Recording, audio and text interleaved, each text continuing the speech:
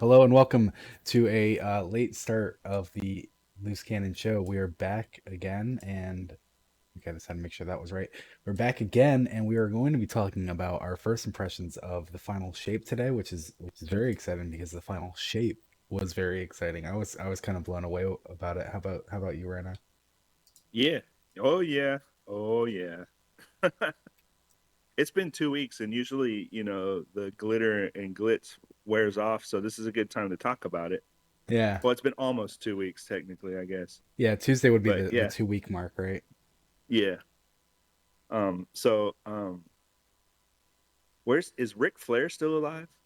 The fuck is You Ric know that Flair? pro wrestler? You No. know the pro wrestler? Pro wrestler? You know the Woo! Uh, no, I do not. That's funny. Sorry for the echo that anyone heard there. Uh, I caught it quick. I hope it was only that one. Um, Oh, oh, okay. Well, we're talking about echoes today ish. oh Ish. yeah, yeah. There were some echoes. Yeah. No, Yeah, actually, I don't maybe think we're that's gonna what be it talking was. about. I don't think we're gonna be talking about echoes today, just because there's so much in Final Dude, Shape. there's I'm so much. technically not done with the Final Shape content yet. I Oh, haven't been okay. playing too heavy. Uh, Yeah. like I did the campaign. I love the campaign. I just wrapped up the uh the bulk of the Micah 10 cyst missions. Yeah. Uh and so I found all the travelers, visions of the traveler, did all those, and I mentioned in our loose cannon DMs that I did that, and it kind of ended with like a big revelation that goes back 4 years, which is funny. Um, and so now I need to do the like nine overthrow bosses, which I haven't done Yeah. a single one of. I've never completed an overthrow for this reason because I want it to be like I did that one, I did that one, I did that one, and I don't get it confused. I can just move on with my life. Um, Right. and Yeah, I didn't do the microcosm. I haven't done dual destiny. I haven't done the raid. I haven't done any of the paranormal activities. The fuck is that? There's so much I more haven't to done the do. yeah, I haven't done the microcosm. I haven't done the paranormal. Uh, but we did everything else, and then we did the intro to Echoes, and then we did a Hmm. couple of those, Hmm. and then we did a little bit of Crucible. So that's about where I'm at. Yeah, I think I did like two strikes.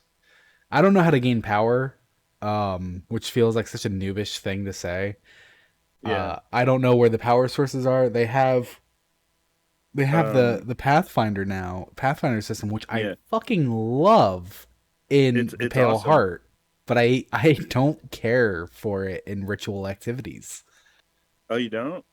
It's I mean, it's fine in ritual activities, but it feels clunky in ritual activities where in the Pale Heart, it's like, "Hey, why don't you go kill this guy?" And it's like, "Yeah, I'll go Oh kill that yeah. guy." Yeah. Yeah. Yeah. Where it's like Yeah. in ritual activities, "Hey, why don't you go struggle against these people?" And I'm like, "I don't really want to do that."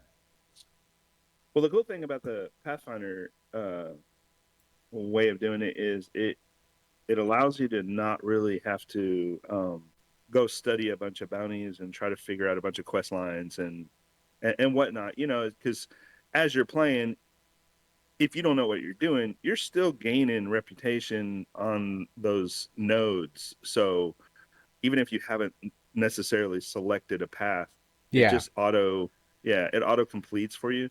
Yeah. I love the fact that I don't have to go to Shaxx and Zavala for bounties. I'm imagining that eventually they'll probably do away with most places that you have to get bounties. Do they It's not kind of have cool bounties that anymore? no, no more bounties. So you Huh. just get reputation by playing those playlists or anything that is related. One other thing I noticed that you do get reputation with the Vanguard when you're playing uh, other certain activities, so Hmm. that's pretty cool. And then of course Crucible will always give you reputation when you're playing anything Crucible related, vice versa. There is a neat um, thing they did to Hawthorne. So when you go to her, she has like more stuff, Hmm. and then she has like instead of just the four weekly quests, I think it was. Now you've got like 7 or 8 or something, I think, Yeah, see, I'm if not. I'm I'm counting I'm right. terrible at checking in with vendors. I'm terrible at doing bounties. I That's like think my most of us clan. are, and I Yeah, think that's the great thing about this is that, yeah. and they updated the app. So the app is a little bit more user friendly, back like it was a long time ago when it was user Hmm. friendly, and then it was borked, and then like nobody used it. But now it's actually really easy to use. You can open up all the vendors' windows. Like if you're going to go to Nessus, you can be looking at Nessus at the same time you're looking at like, what does Hawthorne or what does Zur have, and Hmm. the only thing you can't do is like you can't go to Zur on there and pick up his shit. Like you got to go to physically talk to Zur, but everything else you can pick up. Yeah. Yeah, I mean, that's something that I'll have to do eventually. It's just something I haven't done yet. Like I said, I'm terrible at checking in with vendors, picking up bounties, and I know that's like the Yeah. XP grind for like seasonal track, but like I don't know what the soft cap is. I imagine the soft cap. I don't know if there even is a soft cap anymore because it used to be there was a soft cap, a hard cap, and Well, a it pinnacle cap. says it says there's a soft cap when you're doing certain things. I didn't pay attention to it, but I noticed that on certain things that you hover over, Hmm. it'll tell you like what the soft cap is Oh yeah, literally yeah, on yeah. But there. that's like the entry cap, right? Yeah. Like you can't enter this activity until you reach this level. Interesting thing about that, I haven't tested it to prove it, but my clanmates are reliable with their information. I haven't done the raid yet, and I wanted to do the raid. I want to get the jacket, so I have to do the raid in the next 9 days. And Yeah. I was looking at it, and it said recommended power 1945, and I'm like, oh sweet, I'm Right. 1947, let's fucking go. And I was like, wait a second, Well, that doesn't sound right, that doesn't sound right at all. what's what's cool is I think it's already gone live where if you're doing a raid with your fire team, they give Yep. you the buff or something. Yeah. So Yeah, that's and that's great. that's what I was gonna say, and I was like, that doesn't sound right at all, let me go check it with my clan. And they were like, you don't have to worry about it. And I was like, what do you mean I don't have to worry about it? I don't want to be Yeah. like dead weight on the team getting one shot by a fucking thrall or whatever. And they're like, Yeah. yeah, no, your power level will match our power level when we go into an activity like that. And I'm like, That's what? And right. they're like, yeah, Yeah. that is like fucking genius to Yeah, it is still because make now you power don't matter, have but not make you it don't have matter a too bunch of much. gatekeepers trying to keep you out because you don't Yeah. have the requirement or whatever. And they mixed it Jeez. up so much. They mixed it up so much with the new subclass that Mm-hmm. pretty much anything is a viable option within those builds. So you go into a raid or any activity that's pretty hard. Mm-hmm. It doesn't matter really what you're using Mm. anymore. You can still be a viable option. I will say that obviously there's always going to be optimal builds, Yeah, of and what course, of people tell course. you. But the funniest thing is, for all of the arguments that I've been seeing about what is the most optimal build, it is so wild in variation. So, like, even the people that are building these optimal builds, air quote, are arguing about what is, the meta. Yeah. Speaking of builds, and we'll just touch on this really quick before we get into the lore card, and then we can just really just go ham into the final shape. Sure. How have you liked because you're a hunter, how have you liked Prismatic Hunter? I love it. I think it's great. I think it's fun. One thing I do like is how they automatically decided what your first build was going to be, because that helped me out a lot figure out what little wombo combos are best with each other. Because as like I can imagine as somebody who's never played Destiny before, getting into the game right now, playing the campaign, getting prismatic, and then Mm-hmm. going, what the hell is this random, throw everything at me. Uh, and so it's nice that that automatically gives you a build without you having to go in and figure out every little minute detail about it. And so Mm-hmm. that to me is a big win, because listen, everybody's going to have what their favorite thing is, and everybody's going to say no, this is the best, and argue until uh freaking the end of times. But the Destiny has like, here's a good build, here you go, start with this. Mm-hmm. And then as you're playing, you kind of go like, why did that happen? You know, I got double kills and I went invisible, or I got double damage on something and I went Mm, invisible. Why did that happen? And you're just like, as you're playing, you're like, what is causing this to happen? And then so it gives you a little bit more intrigue, a little bit yeah. more idea as to what can be possible with these things. And so as a noob or even a casual player who doesn't get into all of those little things, it gives you a little bit more of a clue as to what's going on in this game. And so you always have those default builds to kind of go back on. Yeah. I Um, wish they had here's one thing I wish they would do. And I don't know if it's even possible, but I wish there was like what is most popular in game would be like on a sidebar somewhere on your menu or director screen, and you could just open up that window and it would say, these are the most popular builds. Click, and it would yeah. auto populate in You your you know what so I mean? yeah, no, I know what you mean, and I really like that as well. And I can't help but feel like that would not be too difficult. Like obviously nothing is just snap your fingers and it's done, but they're Sure. already collecting that data.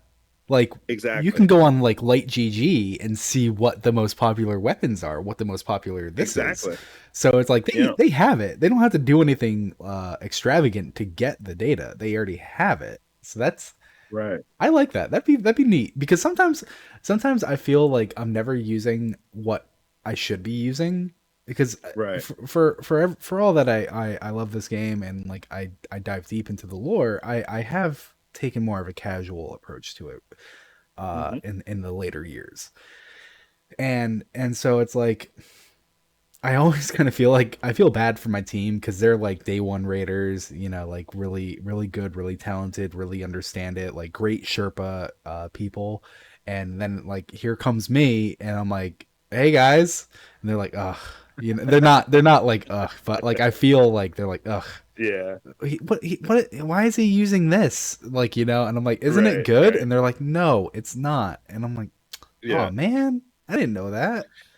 See, and wouldn't that be great if you had like a little tool at your disposal just to see what's the most popular builds in meta at the time? Like you could, they don't even have to do like an elaborate thing, but you could just pick it and it would auto populate in your hunter if you have the gear, Yeah. obviously, and then if you have and then it would just be like a little selectable node and then you could fine tune it from there like oh I don't have that weapon, let me substitute this one, or Hmm. oh I don't have whatever that is, or I don't really like that particular part of it, let me change that one and then save it, Hmm. but they could do one two three, like the three most popular or the top five whatever. And and then the cool thing, I think, what would happen from that is the cool thing is that every week you would have the meta diehards trying to change those top builds. They would Yeah. be like, no, Maybe they would. no, no, we need everybody on this page. So it would be more aggressive. And then you would have like a lot of people kind of vying for that or jockeying for that top build position. Like, no, this is my loadout. It needs to be the build. And here's why. And then popularity wins always. Yeah. Anyway, that's just a pipe dream. Yeah, because just for like a quick example, like of that, I saw someone talking about because obviously with Hunter, Prismatic Hunter, the more favorable build that you want to go for is basically the build that they give you right off the bat, with the exception of picking up combination blow. I don't think they start you with Yeah, combination blow, right? they do. They Um, do start with combination bow. Oh no, what is it? Oh, actually, I guess the grenade. They start you with scatter grenade, right? So like you either want Oh, to right. do Yeah. like Splinter grenade. Is a dusk that what it's field. called? No, Oh, they want you to do Dustfield instead? no. They start you with scatter, the solar grenade. Yeah. Yeah. Yeah, Yeah. and That one. and most people would say that you're supposed to run Duskfield. Other than that, it's like the fragments, the aspects, the like everything that you get right off the bat is like pretty much what you're running. There's like a few fine tuning things. I for example picked grapple instead because I like grapple and it gives me some stasis, or not stasis, gives me some strand Yeah. I happenings like noticed. I threaded noticed a lot of people specters. doing that. Yeah. Not I threaded noticed a lot of specters, people doing that one. threadlings. Yeah. Threadlings. But I don't know how. and I don't know how great threadlings really are. Um, from like a weapon standpoint anymore. Well, I just mean like when I But go and I punch people, I have that in the Pale Heart. I often have the any strand damage spawns threadlings, and so like I go and I oh punch people, and then a bunch of threadlings spawn from me punching them, and a tangle is formed. And I also have on my artifact, when you destroy a tangle with the strand weapon, it does a bigger, more damaging explosion. So I throw the strand, I throw the tangle, I shoot it with the sidearm that I have, big yeah, explosion, even more threadlings. Those threadlings are killing things, making them what is it, like unraveled or whatever, so they take more damage. Or I don't know all the fine details, but it's fun. It's chaotic and it's fun, and that's really what I'm looking for at the end of the day. People might be like, no, you have to do damage, and I'm like, yeah, but I'm having fun, so you don't have it's to. fine. You don't have to do anything anymore. Yeah. And and that's kind of what I mean. I saw someone talking about like you have this melee focused Winter Shroud, Gambler's Dodge, combination blow build and Stylish Executioner build that you're doing. And it's like someone I saw someone on Twitter. They're like, "Yeah, I'm gonna be using a tractor cannon and a 1-2 punch shotgun." And I'm like, "Tractor cannon? What the fuck?" And it's like that's apparently been this like one of those great weapons that people still use today. And I'm like, I did not know that. Yeah, I don't ever use that weapon. That's weird. Yeah. I would never imagine it for like a solo play where like, they pick up their combination blow times three, they go into the boss, they pop a tractor, they pop a 1-2 punch, and then they just start fucking meleeing it with combination blow. Yeah, because And it's it so just weak by that point. yeah, because you have tractor cannon damage debuff on the boss. You have combination blow 3 buff. You have 1-2 punch buff, and then you just fucking go at them. Yeah. Yeah, like it's just amazing what all you can do. Yeah. Well, this is why I was like, do you just want to skip it? But so let's get into the lore card, and then we're gonna get into Oh, things. okay. We're gonna get into things like the story. Did you do the raid? I feel like you didn't do the raid. Usually you don't do it I first did not week. do the no, I did not do the raid. Okay. I did not do the Um. raid. I just Well, watched everybody do it. yeah. I wait for Did easy you? mode. So well, there's a thing about that as well that I wanna bring up because I took it differently. I didn't understand the full story, but so brought to you from the Destiny Armory Defined is our weekly lore card. Okay. Have fun Oh, pronouncing all this one. right. Yeah, no, thank you.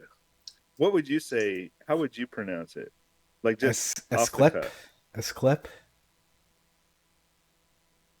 Uh, say Asclepion, it again. As- Asclepion, Asclepian, Asclepian. Sure. Asclepion, ion, pion, right? I don't know. We're Americans, so we butcher everything that's you know Latin or Greek. Wait. This should come through. Okay, do it. The pronunciation. No, it's not coming through. What? Asclepion.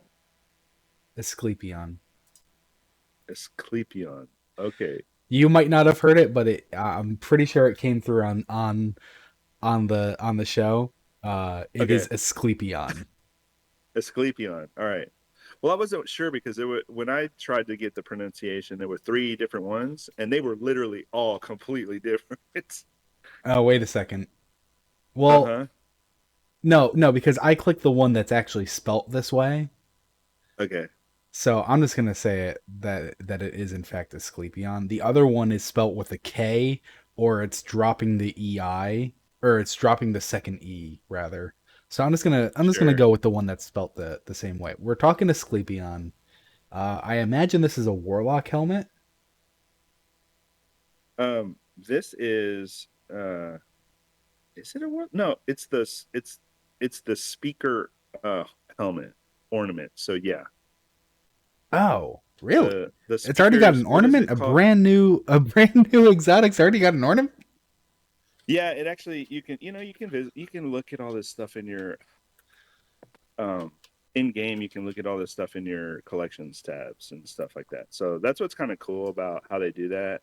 Uh, but you don't get like the full you don't get the full thing, like everything that's leaked, unless you look at Ishtar and look at the leaks. But I don't ever put anything out that hasn't already been in the game. So I try really hard to Hmm. not spoil anything, especially the first week. Like I don't even show, for the most part, I don't even show anything that's, right there in front of your face in the game, just because I know a lot of people are waiting until the weekend or whatever. Unless it's just, something Bungie has posted that we all know about, or it's been on Twitter for a couple of days, then I'll talk about it, you Hmm. know. So I try my best to not spoil everybody's fun. And if it's something like spoilery, I'll put the hashtag on X, formerly known as Twitter, um, as Destiny 2 spoilers is the hashtag that most people use, and then hide the image. But so yeah, before this expansion came out, we saw this mask, the speaker sight, mask, which was really cool because it's like the first time we saw a speaker's mask for someone to wear in game, Yeah, that and was interesting. it goes in line with what you and I were talking about yesterday, about some like crazy stuff that we were thinking about way back in the past, kind of popped back up, right? Hmm. So, well, let's get into it. So, Asclepion is, if you're in the medical field, you probably already know this stuff. Oh, is But Asclepion the Caduceus snake? well, yes, it comes. Well, that's where the snake came from. Yeah, Um, so Asclepion is an ancient Greek healing temple which is devoted to Asclepius, the god of medicine. So, like, if Asclepius. you're in the yeah, so like if you're in the medical field or any kind of if you're related to any kind of doctors or nurses, they'd probably look at you sideways if you knew who Asclepius was. They'd be like, "Wow, how do you know that?" Because they're all taught this stuff. The Asclepiades, aka priests, which are, you know, the priest of Asclepion, they treated within these healing temples at various areas that were inside the temple. So, like, they had sacred springs or dormitories for the sick, treatment rooms, and what's really interesting, they had theaters for dream interpretation, which is where which were believed to be messages from the gods. So they thought that your dreams that you were having were messages from the gods. So they thought it necessary to have a priest that could help interpret these dreams because, that's obviously to them at the time a direct conduit to what God's saying to everyone, right? Hmm. Which probably could get a little crazy at times if you have some not so favorable dreams. So these sanctuaries served as medical centers where patients sought out physical and spiritual healing through various treatments, rituals, and offerings. Patients sought physical and spiritual healing through treatments administered by these priests. These temples were considered early hospitals and centers for medical research. So, like, if you think about an ancient version of what we have today, these Asclepions typically consisted of those sacred springs, dormitories for the sick, treatment rooms, and theaters for dream interpretation, which were believed to be messages from God. I had a picture, I don't know if you can pop it up, but there is a layout on the internet of what a typical Asclepion would have looked like. And then there are a couple famous ones that archaeologists have unearthed and shown off as visitor sites to this day. So you could actually go visit an ancient Asclepion if you wanted to now. Um, but some of the cool features is they have like archwayed rooms where you would find these little pockets or places for these individuals seeking treatment. Uh, but what's cool is these priests that were known as Asclepiades administered treatments such as baths, massages, herbal remedies, and sometimes surgeries. So, like ancient surgeries, if you can imagine that going on. Um, the most famous one, or one of the most famous one, is the Asclepion of Epidaurus, located in Pelopons. I don't know how to pronounce these places, but I'll butcher them to death. Uh, that was one of the most famous and influential healing centers in antiquity, and it's still visited by people all over the world today. Um, these temples played a significant role in the development of medicine, and they served as early hospitals and contributed to the understanding of disease and treatment methods. And so, you could look up these Asclepiids or Asclepions if you wanted to, and you could see some pretty amazing images of these ancient sites that Mm-hmm. are still visited today. Um, but obviously, the most important thing to digest from this whole deal is it's an ornament for speaker's sight. Mm. Speaker's sight is a speaker's mask, and it's neat that they use this ornament, which is like wrapped in snakes, which has ties to the god of medicine. And so Mm-hmm. the god of medicine has a scepter with two snakes on it, right? Because they Well, believed in. and Yeah, go ahead. so I'm a little embarrassed that I got it confused because that's one of my like favorite trivia things. The Caduceus is Hermes' staff, and the Caduceus had two Oh snakes and yeah, yeah, wings. yeah. We have a little mix up there. Yeah, and it's the Rod of Asclepius, which is the god of medicine, who has one snake. So, but the Caduceus often gets attributed to medical fields despite being a symbol of thieves and merchants. I So didn't it's know like, that. wait a second, that's not right. That's funny. Well, because a lot of like that even today, like a lot of medical symbols still have the staff with the two snakes on it. Yeah, yeah, because it looks better. It's Yeah, got wings and shit. You know, it's like, oh sure. hell yeah, It's just a good example of how things morph over time, right? Yeah. yeah. Um, Someone says, what oh what yeah, the rod with the snake, and they see the rod with the snakes and the wings, and they're like, that's it, that's the one.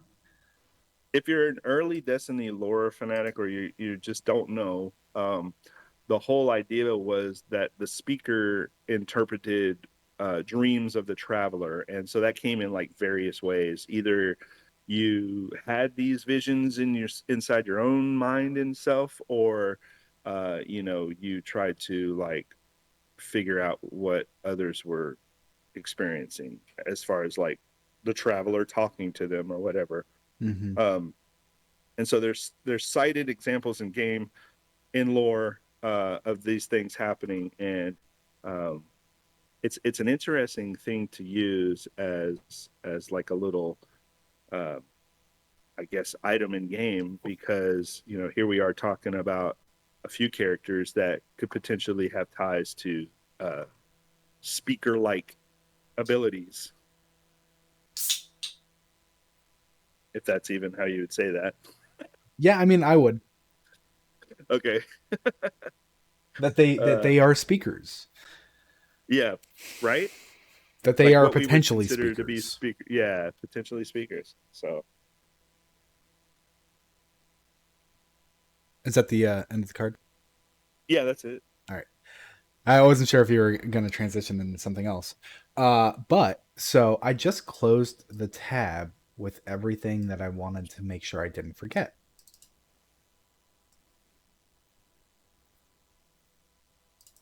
So do you, shit.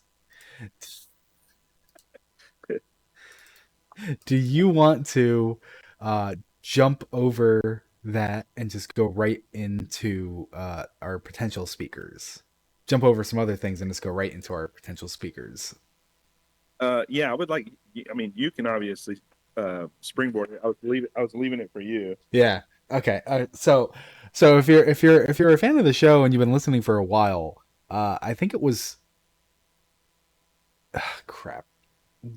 It When was a did long time ago. it That's was for like sure. it was like 3 years ago, maybe Yeah, at 4 years least. ago.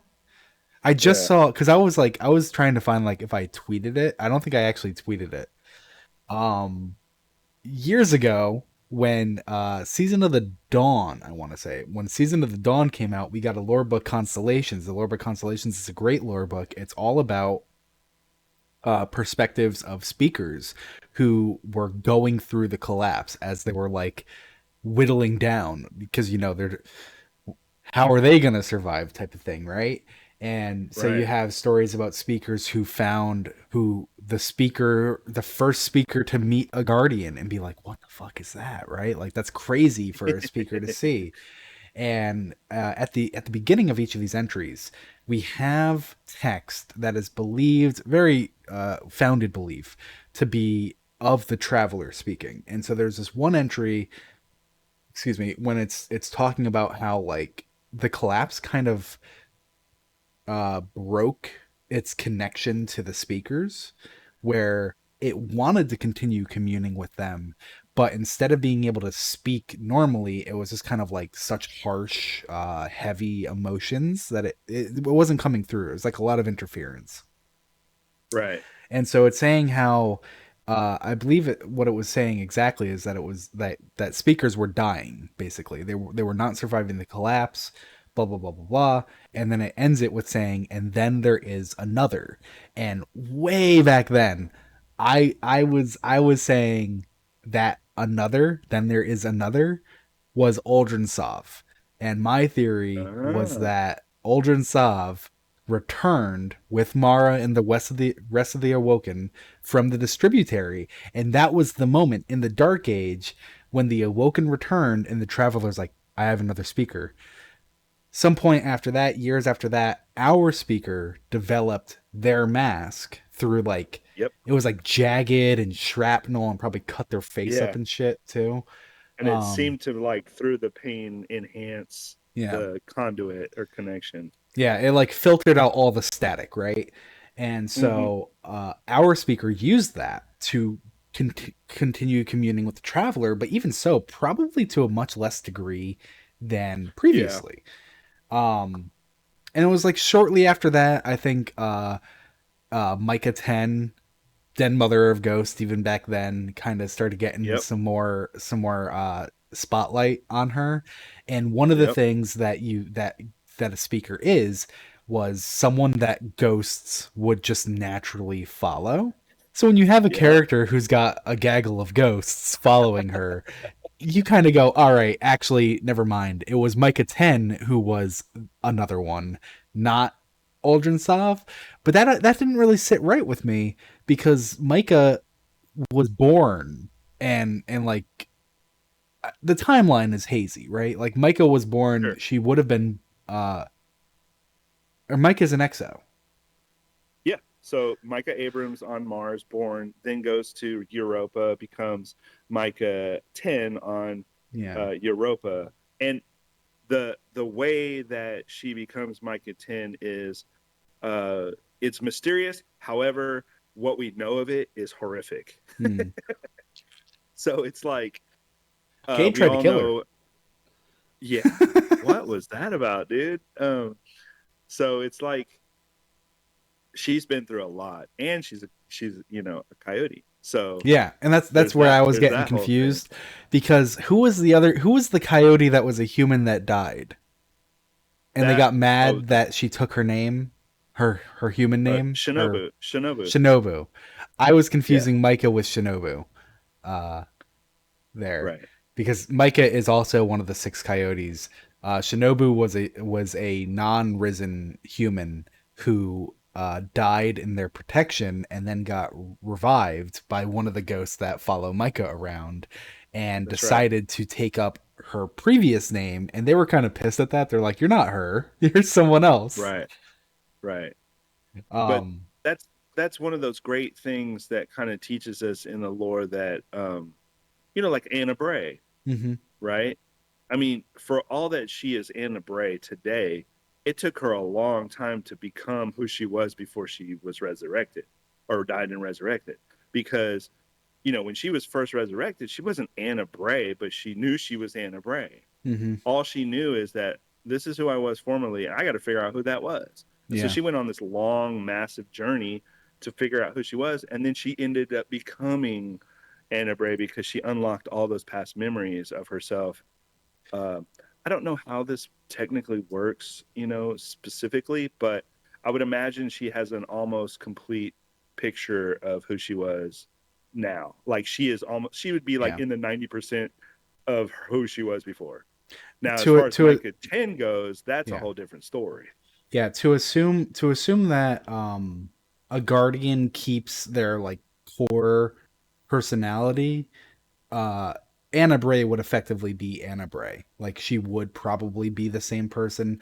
Crow is a good example of that, where it's like, was Aldrin's core personality a pretty much good guy, and he was just kind of like twisted up by his sister? Yeah, yeah, Evidence points to that, I would right? absolutely think so because Yeah, even in the lore from way back when, yeah, talking about her allegiance to Mara, they were siblings in a way. yeah, So he would do anything for her, and so that natural sacrificial attitude yeah. towards, you know what I 'Cause mean. So like you that's good.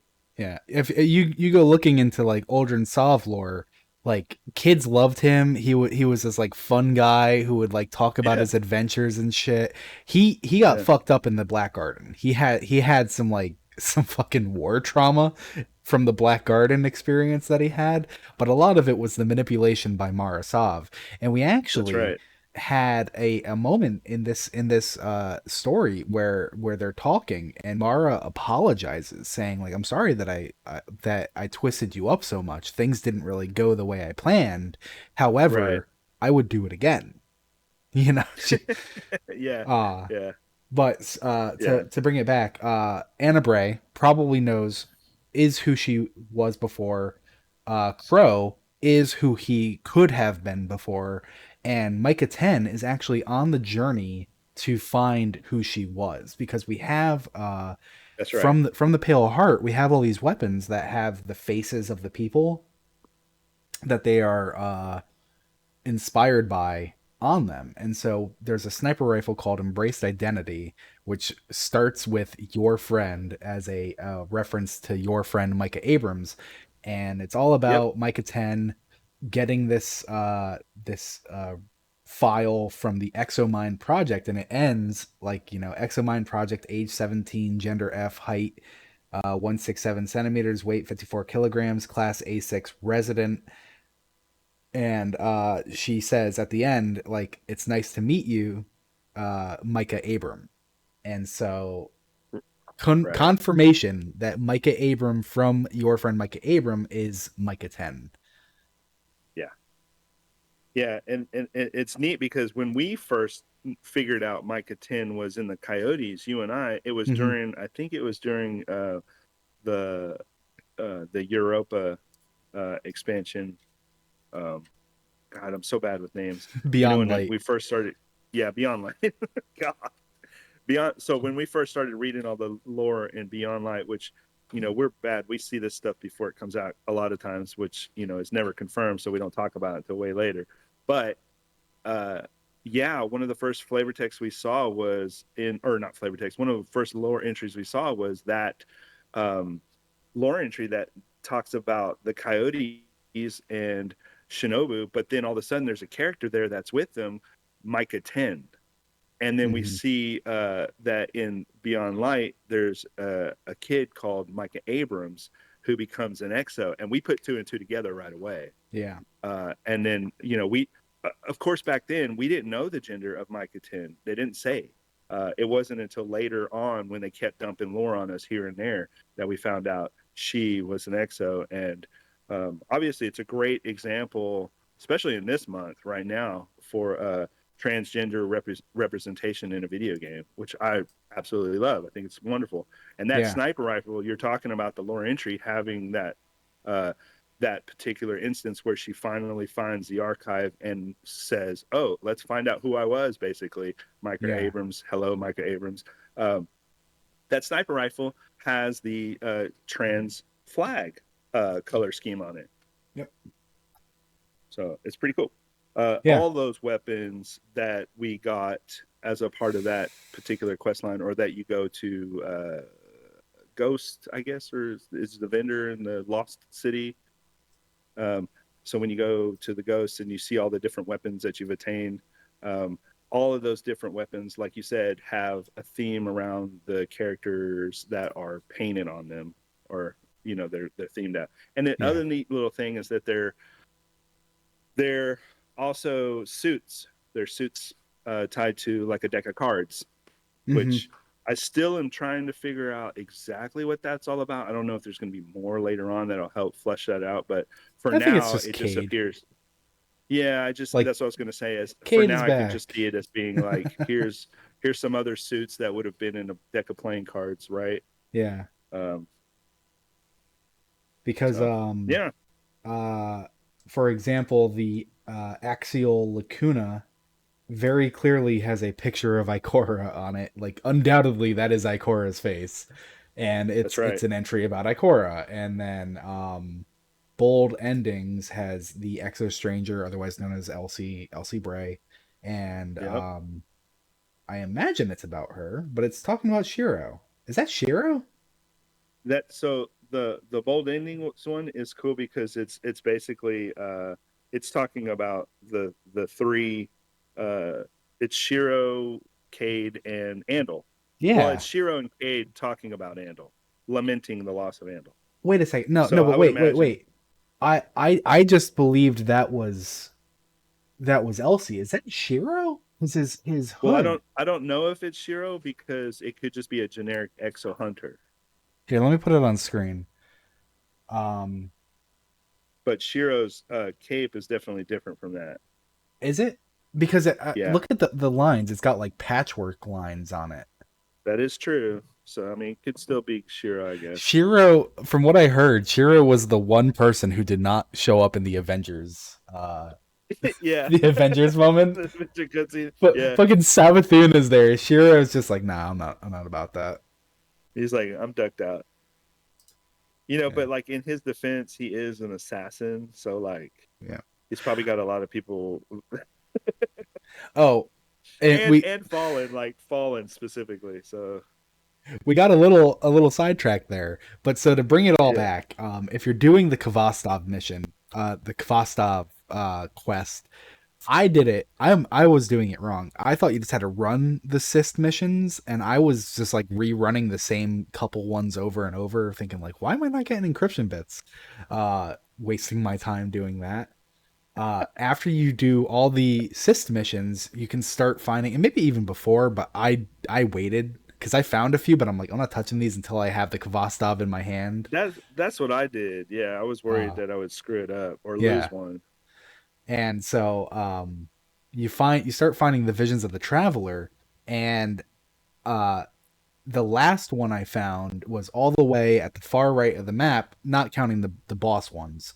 Well, those are modes; those aren't visions. The last one I found was all the way at the transgression, and they give you these like really cool dialogue bits where Micah 10 is interpreting dreams of the traveler just like a speaker would, Yeah. Yeah, there it and is. she ends it saying how she sees a vision of the speaker, Crow, and herself. And so I'd given up on the Crow speaker theory. I was like, no, no, I was wrong. It was Micah 10. Like, Crow would be fun, but it's Micah 10. I see that now. And it's like, no, it's fucking both. That's, and so I feel like it's important to say one other thing about this before we completely move on, though. We have also seen, our guardian has also seen visions of the traveler, as have other Right. guardians. Exactly. Uh, what's her name? Grandma from the farm, Awoken Cryptarch. Of course, Awoken. The yeah. She was an The Iron Lord. Iron yeah. I know her ship, the Starlight. What's her name? God, dog. Uh, Is she still there? No, she wouldn't still be there, right? I haven't checked on her. I haven't checked on her in a while. I'm bad. Farm Cryptarch. Yeah. Well, just look at the ship, Starlight. What is that going to give me? Yep. Well, it's going to tell you who said the quote. Hama Starlight is. Uh, no, not Hama Starlight. A What the hell is history that? of Starlight? Tyra Yeah. Karn. There you go. Boom. Ugh. Tyra Karn. Tyra Karn, way back in Destiny 2's launch when we are at the farm, she's like, yeah, I had visions of that infected piece of the Traveler too. Mm-hmm. I wasn't going there though. That Traveler that got our light back. What's also remarkable about Tyra Karn is she's awoken. Well, I mean, of So course. like, yeah, but like Iron Lords, Well, she's a That's guardian. right. That's what I'm saying. But like, she's awoken. So like, there's that whole rift that was early on between the Earthborn and the Okay. Reefborn, and then yeah. Okay, yeah. I thought you were like tying it into the visions thing, and I'm like, I don't see where No, you're no, no. going. I'm just saying like it makes sense that the awoken as a race who were basically born out of the collision between light and dark would Hmm. have extrasensory perceptions within them that help uh like see things that maybe other people couldn't see as well. Yeah, of course, of course. But so Uh Tyra Karn and per her, many other guardians had also had this vision of the what is it, a falcon, the bird that we follow, yeah, and things like that. And so you might say, are all these guardians travelers? Are we or speakers? Are we a speaker? We've had visions of the gardener. Like, what does that mean? right, And right. personally, I don't think it means we're a speaker. I think we are a different thing. I think it's because we are guardians that we have that vision specifically. Because also in one of these visions of the traveler dialogue segments, Micah talks about the creation of ghosts and how the traveler cut pieces of itself away, and as Micah said, like cutting fingers off a hand, and those pieces were the ghosts. So in the Yeah, collapse, the traveler gave parts of itself up to resurrect us and be like, right, listen, I can't fight anymore, I need you to. um right. yeah. Which, it's just I love it because it all goes back to D1 and our early theories about how all of that worked. So we Hmm. we had a pretty good theory that Ghost, Traveler, Guardian, all three were in fact, from the same thing or from the same source, or tied up in the same thing. Hmm. And we have Ulan Tan to kind of help with that as well, because the early lore kind of gave us this like little mental niggle that everything is connected everywhere, and that interconnectedness is the reason why the light is allowed to go from traveler, guardian, ghost, guardian, traveler, ghost, blah blah blah. And Hmm. so those first grimoire cards we even got, the ghosts were made from the dying breath of the traveler, like those neat little things that happen. They were so ominous when they were first read, but Yeah. now that we have a complete story of that, it just seems like duh to everyone now, but at the Yeah. time it was very like up in the air, like it could be something else, like it could be the darkness back then. But I think the main thing is like we all kind of felt it, that yeah, we're definitely all connected to this one thing, and we're all from the same thing, right? And then Hmm. when we, if you played the game, so spoiler alert, I don't want to say anything, but like if you've beat the campaign, played the game, you find out real quick, real fast in a hurry at that last mission that holy shit, that's exactly what's going on. We are in fact all one. Mm. And as you're battling in that epic cut scene and all that stuff with everybody that's ever been blessed by the Traveler's Light, you start to realize you're all sharing the same shit.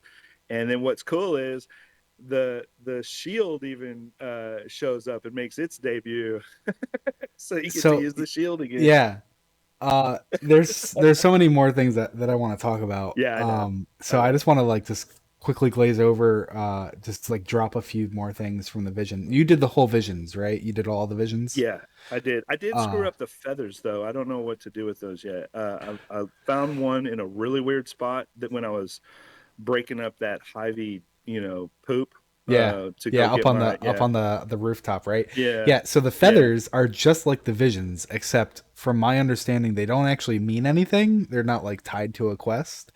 But Okay. there are certain feathers, and as far as I could tell, they're the feathers that are in cysts, and I'm almost positive they respawn if you already collected them. But you'll Uh, get the triumph for it, but I'm pretty sure they respawn because okay. just like you get Micah visions or Micah dialogue with visions of the traveler, you get Mithrak's dialogue with the feathers. Oh, that's really And cool. so yeah, with certain feathers. Most of the feathers, like out in the patrol spaces, they just give you like an enhancement core. Okay. But there's like really good dialogue there as well, where Micah saw like things of the traveler's feelings and the traveler's memories, and Mithrax is speaking about like the civilizations that the traveler has uplifted in the cases that I can recall off the top of my head. Sure. Uh, I'm I would suggest for anyone more interested in this, go find an esoteric video. They probably have the dialogues recorded, not just the location. Um, Okay. they're really excuse me, they're really reliable for guides like that. Finding all the hidden little things, they're phenomenal at making an easy to follow guide. And from there, oh shit, I actually don't know if they're still allowed to do it. Is the Destiny lore vault was the Destiny lore vault shut down?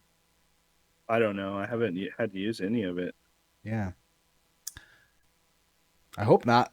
Because you know I took a step away from Destiny, so I took a step away from everything that was involved with that. Um, but in one of the Micah visions, there was the one where they were talking about the Traveler or not the Traveler. There in one of the dialogues. Now I'm forgetting it because I think there's actually in two of them, one from Mithrax and one from Micah. The Okay. Mithrax one talked about Savathun and how she was with her sisters and everything, and then kind of like separated from her sisters Yeah. and wanted the light and stuff like that. Yeah. And then there was another one with Micah. I'm positive this one was with Micah, where Micah is like talking about the feelings of Savathun, the feelings of the traveler about Savathun. Savathun's like, "Oh, how does the traveler feel about me?" And Micah's like, "She hates it, or the traveler hates you." And Savathun's like, "Does it now?" "Oh, you're lying. It's actually getting hard to tell." So like, the traveler is very pro Savathun, and it's really interesting to see how like unbiased the traveler is in who is Right. worthy of the light. And you know, that's I think that's going to be a thing like moving forward. Like are we going to do the thing? Are we going to be the baddies, you know? Or is it going to be just, we're wrestling with this sense of morality that we've ascribed to a big sentient ball in the sky when necessarily it doesn't really adhere to those types of human qualities. Well, and yes to that as well, but what I mean specifically is think about I think it was Dark Futures. Think about Dark Yeah. Future stuff where Yeah. we try to like not let the traveler leave us. What's going to So happen now that the witness is dead? I think it's important to understand that there's a difference in survival versus like, you know, survival at all costs versus doing the right thing, right? Because we've had a ton of examples of that in game. And I think the traveler being, the main thing Mm-hmm. is where we're all getting this from, like this enhancements, these, blessings of the traveler. And I think it's cool because it's up for interpretation, especially from different character perspectives. I mean, like Zavala just now started using darkness, right? At the Yeah, end, he's you get going that to. neat Yeah. little, yeah, you get that neat little thing with him and Ikora kind of learning how to use stasis and strand. So all of our all the qualities of humanity have been wrestling with these ideas of what's morally or what's inherently good, what's bad, right? And so then we start to see that, okay, sometimes survival of a human species is a little bit more important than particularly what's good or bad that we've built up in our societal norms, right? And so we Mm-hmm. have to kind of wrestle with that as we're dealing. And then we go all the way back to the trolley problem. That's an example. And then we go back to the speaker, uh, which we have speaker sight as a mask to kind of, give us a little hint. We're all speakers if we want to be, in a way, because we Mm-hmm. all have our own interpretations as to what is necessary for survival, what is inherently more or morally right, and what's morally wrong. It's just like the praxics. They go way too fucking extreme in certain instances, and they think they're doing the right thing, right? It's just like, the Thanatonauts killing themselves to figure out where they came from. It's just like all these different examples. The Drifter doing all these like seemingly bad things to, survive. Uh, Yeah. so I just think that for a long time we've kind of had to wrestle with, like, okay, at what cost? I think that's the main thing, is at what cost? Where's the line, right? When do we have to draw that line? And sometimes we're drawing lines that don't need to be there. Yeah. But so I want to be very clear with what I mean. And I understand there is a big difference between Zavala and Ikora saying we need to go trap the traveler with Cabal tech and bring it back, Yeah. and other people saying we don't want the traveler to leave. Right. And Right. so in one of the Micah visions of the traveler, she speaks about how the traveler was so happy it would go places and people would study it and they would understand the universe better and they would live longer and they'd be happier and they'd be able to do more with their lives. But Yeah. then Yeah. they start to worship it, and the traveler's like, "Whoa, buddy," and so everyone's like talking about like Mithrax and whoever else was in the dialogue. They're like, maybe the traveler doesn't want to be worshipped, and Micah's like, well, Right. I don't know if it's that it doesn't want to be worshipped, just that it doesn't know how to react to worship. So they kind of left it open ended. But I'm leaning on the Mithrax side. I believe it was Mithrax. Sorry if I'm wrong. I'm leaning on that side of it does not want to be worshipped. The four Right. tenets of the traveler from Constellations was that I forgot. But the last one is the one that I remember, which is it's going to leave. It comes out the gate saying, "Hey, listen, I'm I'm going to be out of here. I'm not here forever. I'm not Right. here for you. I'm here for the universe.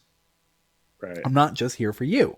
And so I'm saying I don't think next year, maybe the year after. I think maybe the year after would be the sweet spot based on what we know.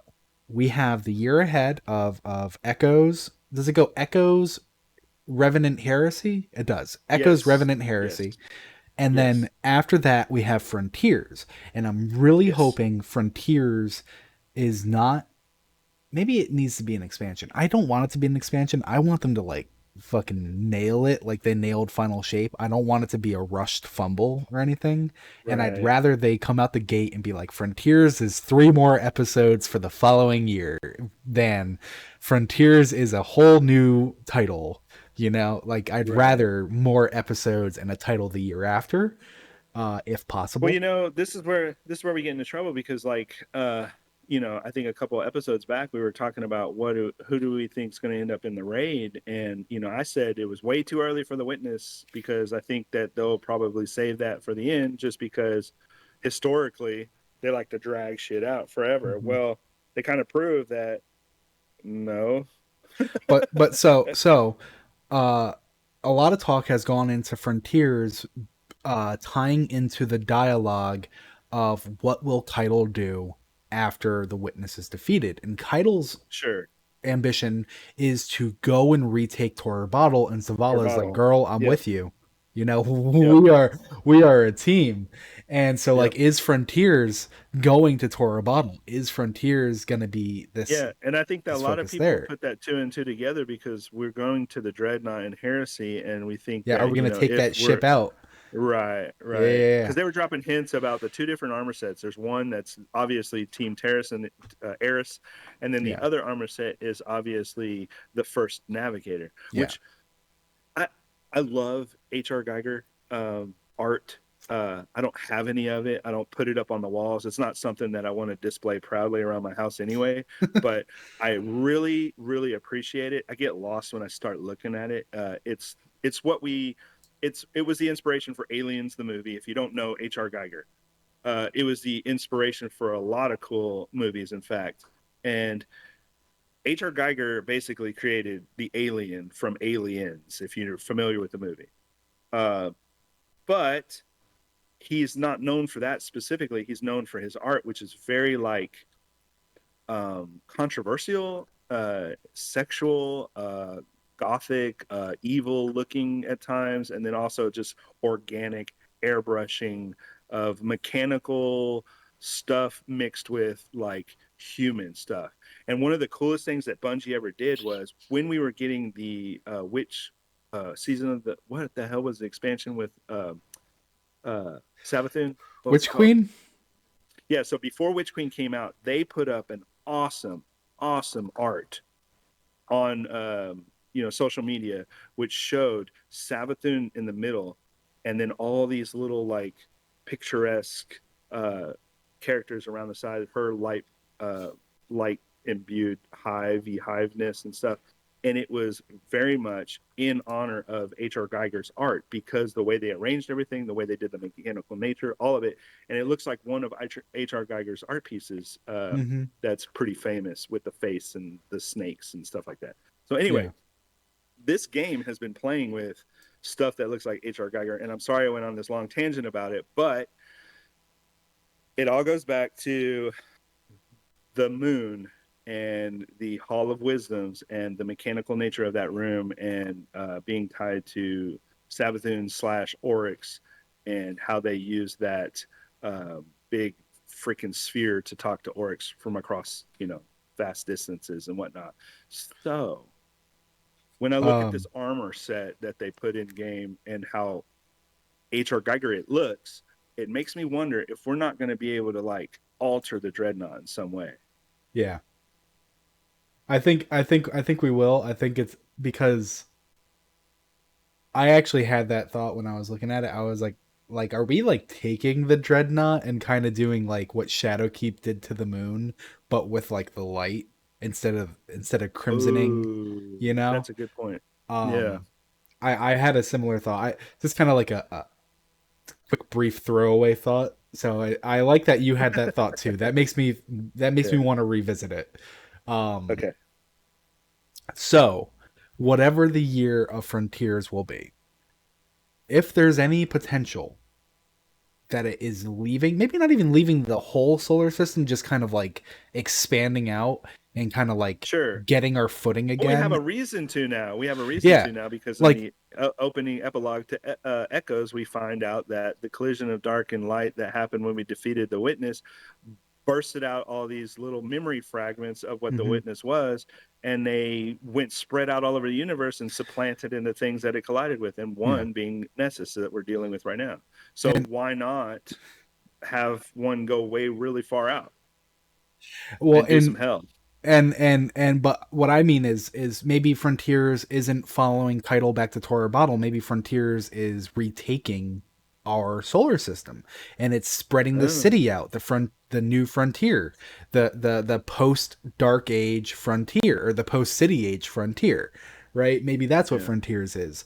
However, whatever it needs to be is either that, in my opinion, either that we're getting our grounding again and we're like we're good, we're set up. Look at this. We've had all this lore about getting factions back into the council, yep. not the council, the consensus, Which getting speaks factions back into the concordat. consensus.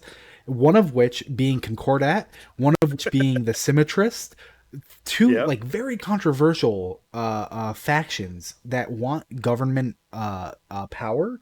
And so what I'm Yep. saying is, what happens when the bulk of the Guardian leadership leaves the solar system? What happens if we actually are able to stand on our own again? At what point Yeah. does the Traveler go, all right, So I'm out? it's interesting. Let me just finish, please, Yeah. Go because ahead. Go otherwise I ahead. never will. All right. All right. What happens when the Traveler says, I'm ready to leave now? Are there going to be people who are like, we're not letting you leave?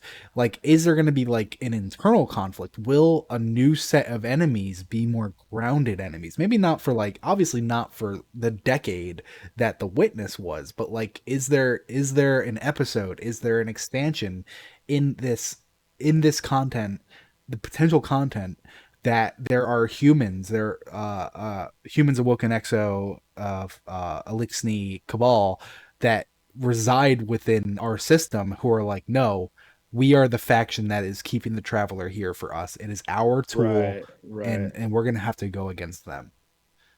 So Is my like 2 years out theory. here's an interesting conundrum or a reconciliation that they will have to come up with, because we're ultimately tied to the ghost who's tied to the traveler. So we are a But are fragment we? of the traveler. Yeah. And so if the ghost decides to yeet out of here, we're going to lose our ghosts. If the traveler, but I understand. I mean, if the traveler leaves, we're going to lose our ghosts. I So that I means we wonder if have to that's follow them to true get our ghost though. back or keep that conduit. Like I wonder how true that is. Like Are I you saying that we would just always have a fragment of the traveler regardless of where it is? I'm saying there's a potential. Well, no, The I dark future understand. Like we can disagrees. go. I understand that we can go all over the universe and still have this blessing of the traveler within us. However, I'm just saying, like, if the traveler becomes whole again, there's no way to do that without Well, I'm pretty doing. sure it's already You know been what I mean? whole, right? Because it healed itself after what was that? Beyond Light. Yeah. And then, so like, in what capacity is the traveler allowing so much of itself to not be a part of itself before it decides to leave, or even if it's a decision that it makes, Well, and that raises whatever. another point. Like, what happens if the traveler decides, "Hey, I want the ghost back"? Exactly. And so, like, are we still light bearers at that point, or are we having to figure out new ways to, you know, use what we have at our disposal, and then we're like following the traveler to get our light back, like the Fallen did? I mean, obviously, the traveler's never going to take the ghost back, but it's interesting to think like what would happen if it wanted to, Sure. Yeah, and I think that would because make a great expansion. our ghost is our best friend. You know, like that was the Yeah, whole yeah, story and everything. Like yeah. this. You know, So we need them for more than our powers. I had a revelatory moment when I was looking at the ego sum sword, which we all know now is the sword that we saw when we were looking at our own tomb in Okay. Yep. the big great maze. Yeah. So anyway, uh, the sword, you know, when we have it in game, it has the ghost on the hilt or on the butt, whatever you call it. The The pommel. cool thing about the sword, yeah, pummel.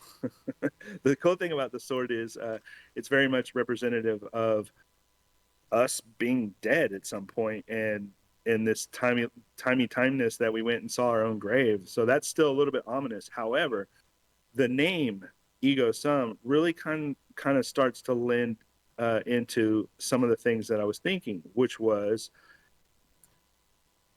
ego sum comes from You know it's ergo, right? the ergo sum. I'm sorry, ergo Okay. sum comes from the famous saying, "I think, therefore I am." And Hmm. then we get an ornament, which is basically the exact verbatim quote, which is, "I think, therefore I am." Um, and so I started to wrestle with that, and after reading it and looking at it, I started to realize that within the ghost, the traveler, and the guardian, they represent three pieces of our own mind if you think about it in a psychological way, which is the ego, the id, and then the super ego. And so the Hmm. id is our primal desires to manifest uh, whatever we whatever feels good, we enjoy, all the things that we're trying to get out of life. That's the id, the primal desires, the animalistic behaviors that we have to wrestle with constantly. Ego is the mind trying to wrestle with that and say, hey, this is, you can't always have what you want because this is bad, or like creating these moral pathways for us to navigate safely throughout the world, so that we're not constantly just you know getting into trouble or finding ourselves in a bad situation. And then there's the super ego, which has to deal with a lot of the unconscious behaviors, and like, where do we come from? What is the purpose, the soul, the anima, the driving force of everything? And so if you think about it in a way, what they're saying when they say, because this happens in psychology a lot, I think, therefore I am, has been used as a tool to kind of say, where does the soul lie? Where does the real you begin and end. And they kind of come up with this like agreement that, well, they all three work in concert with one another, and they're Hmm. all interconnected. So it very much represents our relationship with the light. So here we are as a guardian, tied into our animalistic behaviors. I need more loot. I need more stuff. This is fun. We're playing pleasure, pleasure, pleasure. And then the ghost is like, hey, you got to do this. Like, come on, guardian. You're my best friend. I got to wrestle you and save you and keep you protected. And like, here's where we need to go. And, he's kind of really kind of helping us out on that pathway. And then there's like the subconscious level, which is the traveler, which is giving us this blessing, which is kind of giving us this idea like, where do we come from? Why are we here? What are we doing? What are Hmm. we? And we're wrestling with all of that. And so I think that all three of them are very good representations of what we do in real life today. So, like the id, the ego, and the super ego. And I Hmm. can't help but wonder if that's basically what this all is, because if you think about it, the traveler is forgetting, and then the veil is remembering. Memory is heavy. And so those two, yeah, and so those two things are a part of the subconscious and conscious mind, and we do things on purpose as humans to suppress memories so that we don't have to relive horrible trauma or experiences, which even in the lore, this comes up as a very long dialogue in one of the lore entries. And one of the other things we do is we remember Hmm. past mistakes so that we can navigate through the world and whatnot in a safer way and get what we need, or propel existence, prevent extinction, annihilation, yada yada yada. So anyway, wrapping it all up in a tight little bow, I have a feeling that's what that sword kind of represents. And so yes, it's tied to our guardians memorial site, tomb, whatever, which could have happened somewhere, some way. But when you get the sword, another cool thing that happens with it is you get all these different variations, Yeah. right? And so it's been inside of you all along that we discover that you've always had these things inside of you. It's just they manifest in ways that you may or may not be conscious of. Like, for Hmm. instance, when we discovered that, like Cade talks about how Sundance was all the way always inside of him all along. And he Hmm. found that out whenever Sundance died and became, a part of the Traveler. And then Cade was like, you know what? That's okay, because when I died and I was a part of the Traveler, it was just great. Everything Yeah. was wonderful. And I felt Hmm. everyone. I felt all the people. I felt Sundance. I felt you. I felt everybody that was connected to the light. And so therein lies the rub. Um, Yeah. The and, guardian we can afterlife. exactly. So I'll just end it there because, we could go on forever into like theories and whatnot. But I think that's a very important thing to be conscious of right now as we're playing. Yeah. I think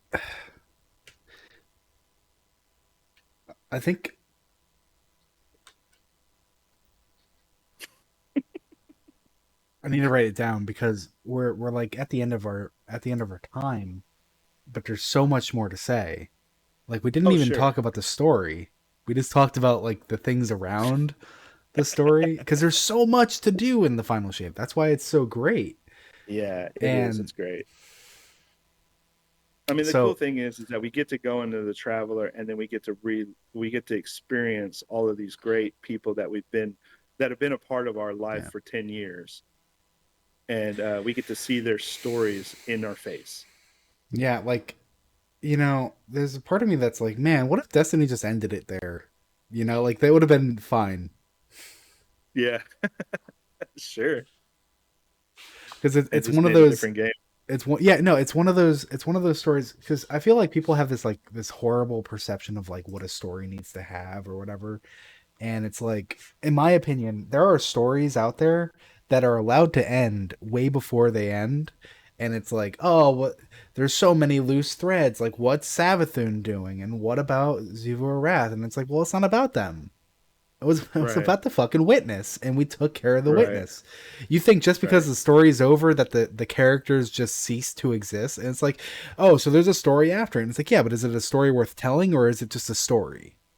And right, right. like Star Wars is a massive story, but they chose to make the Yeah. first three movies about Darth Vader's life, Yeah. or Is Anakin. it a Yeah, story worth telling, or is it just a story?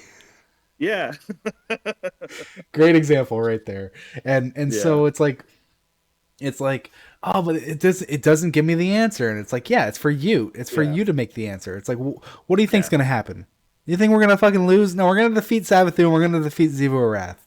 Yeah, I wrestle with this all the time because it's like the Matrix movie. There's a world where they only I mean, there's an alternate timeline where they only made the first Matrix movie and never made any more. And then it Yeah, was great and everybody was happy and it was wonderful and then we all had these great awesome memories and fondness of it. And then there's the one that we live in right now where they made I don't know how many and I think four. they're all great. I love them all. I don't care what anyone says, but there is a part of me that's like, maybe I would have liked it better if there was only one. Yeah, a lot of stories are like that, and they're. I'm not afraid that Destiny is just gonna like take a shit now, but like it can only go for so long. And when are you ever gonna have an ending Well, like The Witness again? the great thing about Destiny, and they said this before the game ever came out, and what I think they're trying to do is they've obviously built this entire universe, and one of the first things they said before the game ever came out was, we want to build a universe that's like Star Wars. Mm-hmm. We want people to love Destiny like people love Star Wars, and we want there to be just a fan base that's like Star Wars. And so that to me solidified the idea that, yeah, there's going to be tons of side stories and tons of different characters and Yeah, all kinds of things to explore that have nothing to do with the original, Star Wars trilogy or whatever. uh, I mean, look at Disney and what they did to Star Wars. Geez, yeah. Well, good or bad. I mean, and there's and tons of crap. I would love it. I would love it more, and that's a good point. I think I would enjoy it more. I can't say that. I Yeah, I know. I I I know what you I, mean, though. I I know what can't you I can't mean. say where I was gonna go, but I think I would enjoy it if they looked at the Destiny universe while continuing Destiny. Maybe have another team if they get big enough to do it. While continuing the Sure. Destiny universe, the main Destiny line, have a separate game that is just a story. That it's like, this Yeah. is the story that we're telling for this, and let that Yeah. end, and let that just be great. And you can have your Yeah. never-ending story of Destiny, and that's fine I as like well. that you said never ending story Yeah. because there's a lot of that going on in here too. Um, there is a reason I Uh, brought this up, but just to go back to Ergo Sum for a quick second, I really like how sure. they handled Ergo Sum being the sword on our casket, because they got so fucking lucky that they broke the game. Because that's why Yeah. Ergo Sum was created. They Yeah. they came out and they said Ergo Sum was inspired by the crafting, which was when you could Yeah. take mods and put them on weapons that they aren't supposed to have and make everything Yeah. fun and broken. And so then they were like, "That's it. That's the weapon." Because when we're in the, what were they called, the time quarters of time, when we were in the Yes. quarters of time and we find our coffin, I mean, it is our coffin. It just doesn't have our body in it because Saint 14 Right. says they never found the body. So maybe you're still out there and maybe you'll come back to us, because there is some threat that they have kind of like in the back of their head queued up. Like, Sure. there is a threat that we're gonna have to face eventually. Um, and he says, like, we left your favorite weapon with you, which at the time of, we were like, the Bastion. This is not my favorite weapon, Yeah. but that was Saint 14's weapon that we just got That from the was Saint quest. 14 weapon. Yeah, Obviously, it looked like yeah, Saint it looks 14. like Saint 14. Our favorite weapon was the Ergo Yes. Sum, which Ergo of Sub. course it's Yeah. our favorite weapon, because look at all the little different individualized perks that you get to have on it. Yeah. They lucked out so fucking hard on Ergo Sum being It's that fun. being. I love that Yeah, no, it's stupid very fun. I sword. haven't gotten a good one yet, Oh but my it God. I've heard some very fun things about it, and I'm I am a diehard fan of Wrath of the Machine, and I to this day I hope they bring it back. Even more so now. than before Sure. because I'm going to grind so fucking hard just in case for a vortex frame Gallowhorn Ergo Sum. That's hilarious. When fucking Axis isn't gonna know what hit him. He's gonna fall Yeah, over so fast. that's awesome. All right, I got the one that has the spider robots from Colony. That perk. what? Yeah. So You it know those does used to the be. Go on. do it again? I was No, gonna say it does void and I spin around in a circle, but then when I kill something, a little spider robot pops up. that's amazing. I love that. Um, I forgot about Colony. Man, Yeah, that I did too. that's a I gun never that should use it. be. That's a gun that they should repurpose into a special ammo grenade launcher. Ooh. Because I think that's the only way you're using Colony, right? Like, I don't know. I mean, unless you're just too lazy to go really far away. Like, what else do but you it's use like, it? in Because what we have scenario? waveform. Yeah, In what scenario we have is a waveform lesser that replaces damage? it. Yeah. Yeah. Oh yeah, that's a good point. Well, no, I think Colony could be interesting if they pivoted it into a special ammo uh role, even with waveform. You know, Yeah. I think it would not break the game, but have more utility. In any Yeah. case, that's really cool. What I was gonna say was, did you know that it used to be bunnies in their testing when they were building Do Colony? what? Yeah. No. So remember in the EDZ, I think it's still there. If you leave Trostland, where do you spawn? It's been so long since I touched down on the EDZ. If you Yeah, leave the Trostland and you church. go left, the church is in front of you. You go to the left and you go around that like little spindly bit of the road. A bunny The runs gulch. across the road, right? That Oh, model, okay. that bunny model is what they used as a placeholder for Colony before That's they hilarious. actually made the spider robot model. So they That's hilarious. would just fucking shoot out bunnies. It could be like, it could be like the the rabbit gun that we have, and the perks could be little rabbits pop out. Jade Rabbit, yeah, yeah. Yeah, Jade Rabbit. The two-tailed fox has the Jade Rabbit ornament. I'm surprised they didn't like make Wolfpack rounds just a bunch of bunnies that That'd hop be around cool. like little grenades that bounce. Yeah, I don't know. There, so Anyway, I mean, so there's unlimited potential they could do with these weapons, and I yeah. like the fact that Ergo Sum, if we get more exotics or even more exotics, could be added to the little things that the sword could do. So like, there could be a world where you have a Siva sword, or you could have I mean, Yeah, obviously no, there's wolf pack rounds, but yeah, yeah. That'd be really cool if there was like a Siva sword.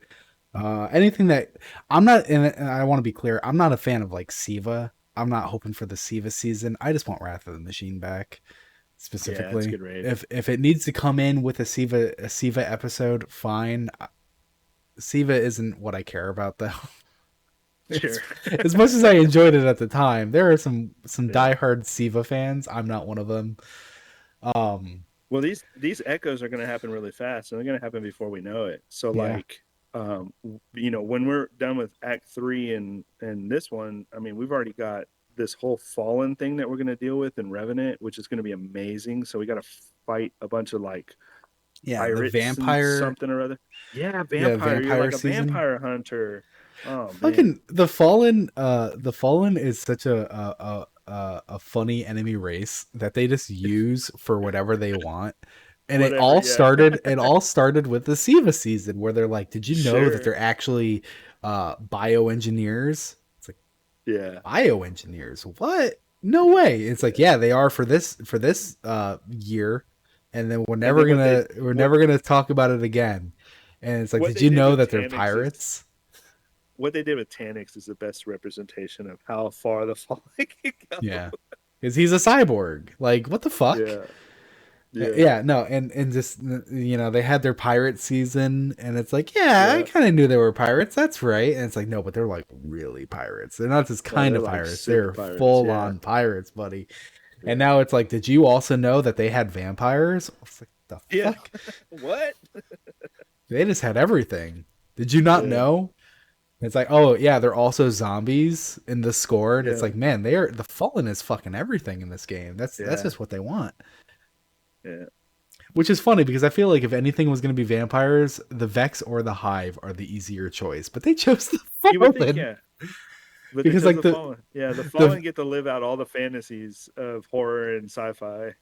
especially if they wanted episodes to like kind of like tell a linear path story, they could have started with Echoes being like whatever's happening in Echoes, and they could have been like, and now they developed this new type of Vex construct, which Yeah, effectively siphons your light. So it's like, oh, they're vampires, wink, wink, right?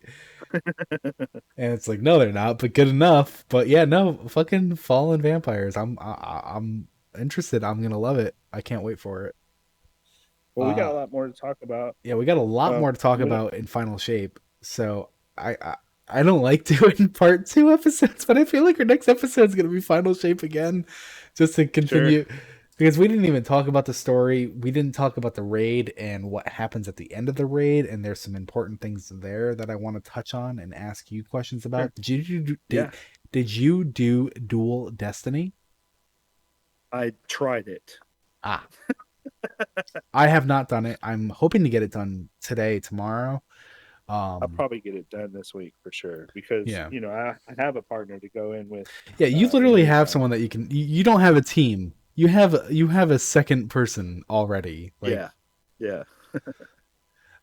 and there's some stuff I want to talk about. I don't know if we're going to be able to get into it, but there's like a lot of deep cuts that I want to reference. I want to go back to sure. that are fun that they did. They did such a great job. I should have written them Well, this down was as a I was good playing. first impressions episode. So, Yeah. the next one we can actually dive into the meat. And I think there's a few little things that still need to be played out anyway. So, 2 weeks from Yeah. now, we're probably going to have a little bit more interesting stuff to know. Yeah, that's a good point. Um so yeah, we will be back. Oh, and happy Father's Day. Oh, yeah. Thank you. And we will be back on June 30th. And I don't know if there's actually an episode. Two episodes. You mean like an act? Yeah, I don't know if they Timelined it? yeah, because I know they did. Let me check this really quick. Open the new tab. So Act One lasts for 6 weeks. Every act lasts for 6 weeks. Oh, perfect. And so Act One started on the 11th. So one, two, three, 4, 5, 6. Act One ends on the 16th of July, and we would have a show on the 14th of July. So we would have a show in the final act. That works out really fucking well for us. Perfect. Yeah. Um, unless I counted wrong. In No, any I think you got case, it right. I'm looking at it.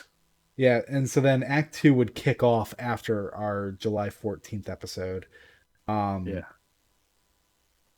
which seems to have new quest story, weapons, mods, ranks, and pass rewards, but no new armor or activities. If I can use this iconography correctly. Yeah. Oh wait, no, that's new activities. New activities. Okay. I skipped right fucking over new activities. um, so yeah, we'll talk more about Final Shape. One of the lore books is in the API. I saw it on Ishtar today. It's actually in the API, which is really cool.